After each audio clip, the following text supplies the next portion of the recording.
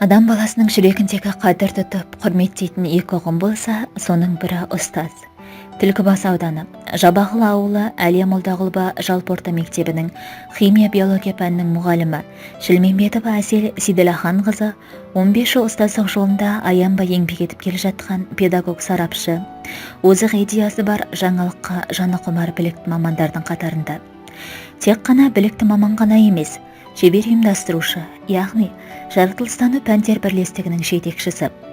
Бірлестіктегі математика, физика, информатика, биология пән мұғалімдерін бір отбасында ұйымдастырып қолдау көрсетіп отырады.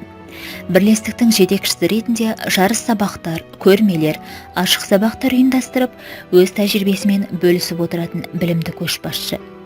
Білім бөлімінің ғылыми жоба ұйымдастыру шығармашылық тобының мүшесі. Білім беру мазмұнында жаңа форматтағы озық іс тәжірибесі таратылған ұстаз.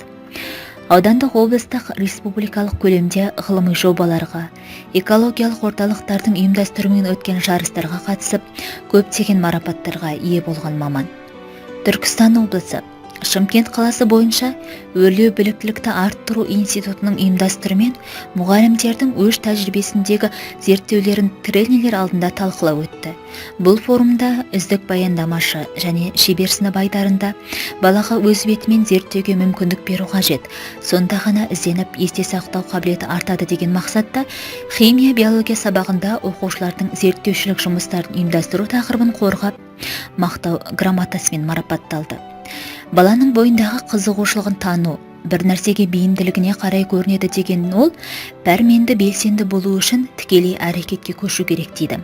Әсел Сейділаханқызы сыныбының тәрбие сағаттарында заманауи талаптарға сай патриоттық, экологиялық ойлармен бөліскенді ұнатады.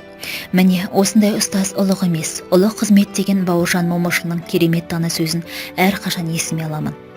Мен өз мамандығымда мақтанышым деп санаймын. Осылай деп өз мамандығына шексіз махаббатын білдірген үздік педагогтың алда талай дарынды оқушылар мен жетістікке жетері сөзсіз.